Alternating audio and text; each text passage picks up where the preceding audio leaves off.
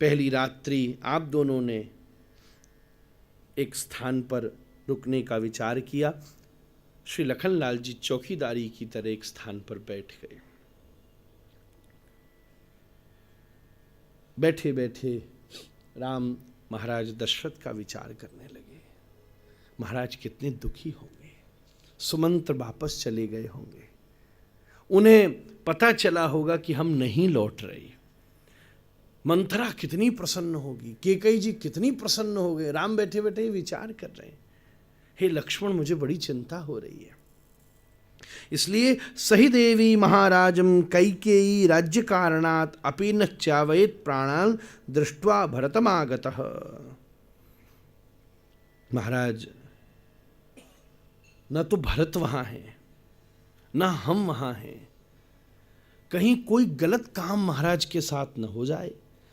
अगर मंथरा के द्वारा उत्साहित करने पर राज्याभिषेक को इतना बदल दिया गया, एक ओकेजन को ट्रेजेडी में बदल दिया गया, तो आगे क्या न होने की संभावना है, कुछ भी हो सकता है। मुझे बड़ी चिंता हो रही है।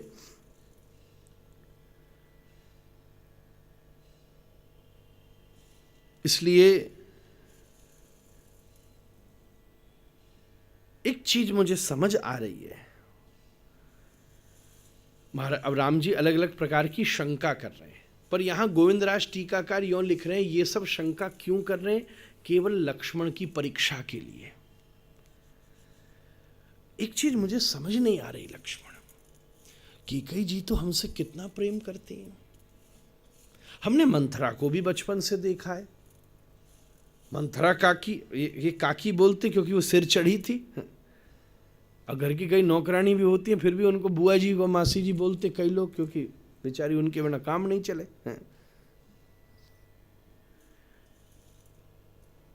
तो कहीं लक्ष्मण ऐसा तो नहीं है कि हमसे कोई बैर नहीं है, भरत से कोई बैर नहीं है, कोई स्नेह नहीं है।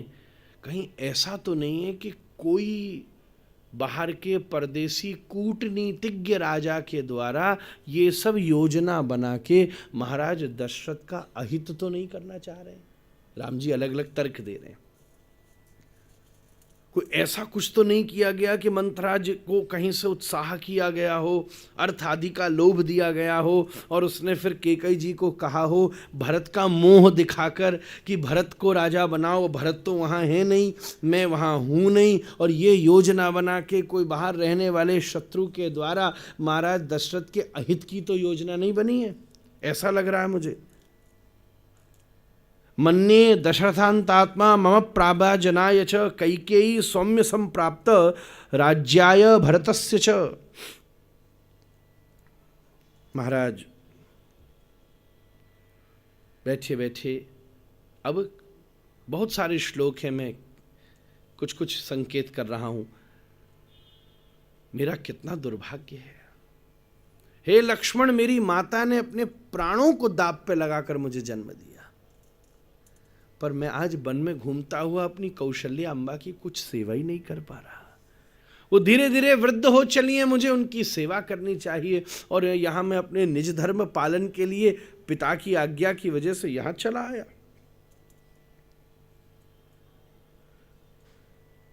एको ह्योद्याम च पृथ्वीम चापि लक्ष्मण। हे लक्ष्मण, अगर मैं चाहूं तो एक तीर में पूरी अयोध्या को पृथ्वी से अलग कर सकता हूं, पर फिर भी केवल मैं यहां अपने पिता के हित के लिए घूम रहा हूं, और अगर मेरे घूमने के कारण से मेरे पिता का अहित हो गया, किसी ने आक्रमण कर दिया, तो मैं अपने आप को कभी क्षमा नहीं कर सकूंगा। इसलिए मुझे ऐसा लग रहा है कि तुम वापस चले जाओ।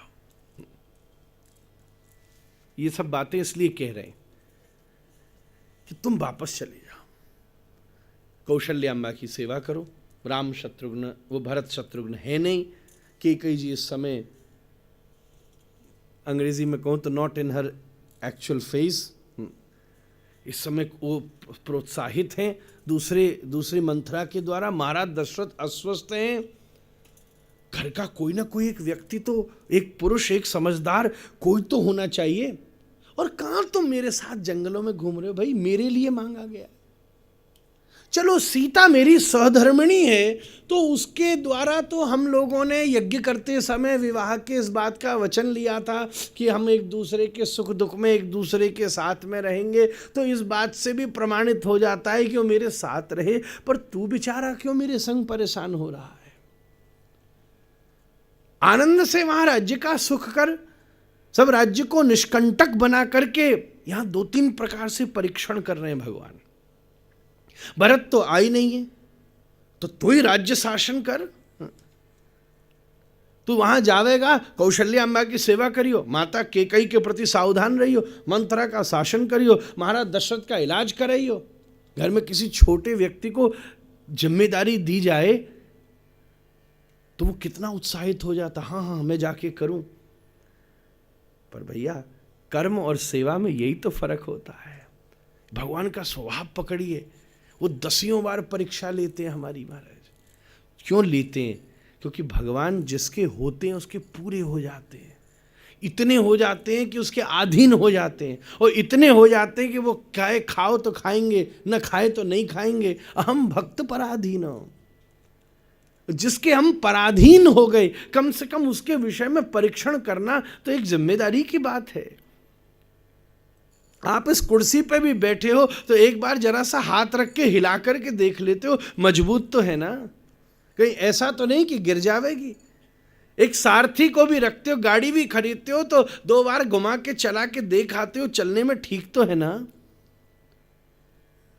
कई बार ऐसा प्रयास होता है, कोई एक अपनी पादत्राण जूतों को भी खरीदते हो, जूतों को संस्कृत में कहते हैं पादत्राण, तो भी 4 बार उसे पहनते हो, उसके बाद भी एक लंबा चक्कर लगा करके आते हो कि पैर खा तो नहीं रहा है, कंफर्टेबल तो है, मुझे पेन तो नहीं हो रहा है। एक छोटी वस्तुओं के लिए हम इतनी बार परीक्षण करते हैं, छोटे छोटे साधन हम इतनी बार चेक करते हैं। पूरे ब्रह्मांड का नायक ईश्वर अपने भक्त के अधीन हो जाता है। कम से कम उसकी सुदृढ़ भक्ति, उसकी सुदृढ़ निष्ठा को वो समय समय पर निरीक्षण करता है महाराज। गोपियां सब छोड़कर आई, कृष्ण ने पूछ लिया, जाओ चली जाओ, वापस जाओ, सब इंतजार कर रहे हैं। भगवान बोले ना, कैसी बात करती हो। गोपियां चढ़ गई, मयिवम विभोर हते भवान गदितुम नृशंसम, श्रीमद् भागवत में ये भगवान का स्वभाव है, स्वभाव है। राम जी ने प्रस्ताव दिया, लक्ष्मण तुम जाने, अभी दूर कहाँ हैं हम, कल सुबह होते ही चले जाना वापस। देखो राज्य संभालो, भैया को संभालो, सब देखो संभालो, हम तो जंगल में रह ही लेंगे, हमारा हम फक्कड़ लोग, हमारा क्या। चेक करवा लिया, जाओ जाओ जाओ। उसी समय लक्ष्मण जी की आंखें थोड़ी सी नरम हो गईं और हाथ जोड़ के लक्ष्मण बोले, न च सीता त्वया हीना न च हामपि राघवः मुहूर्तम अपि जीवावो जलान मत्स्या विवौधृतः। महर्षि वाल्मीकि लिखते हैं, न च सीता त्वया हीना, मेरी तो सो छोड़ो, कभी भविष्य में जानकी जी से भी ये बात नहीं कह देना।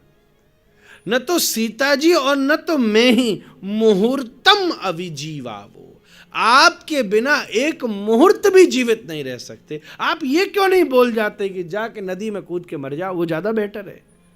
जलान मत्स्यौ विबोधतौ, आप, हम इतने आनंद में हैं कि आपकी सन्निधि में हैं प्रभु, नहीं तो जैसे जल से मछली को बिलक कर दो, वो तड़प तड़प के मर जावे, आपके वियोग में हमारे भी प्राण निकल जाएंगे। ऐसे में हमें, हमसे कोई भूल हो गई। लक्ष्मण बोले, मुझसे कोई भूल हो गई क्या, मैंने कोई त्रुटि कर दी जो आप मुझे अपनी सेवा से विलक कर रहे हैं।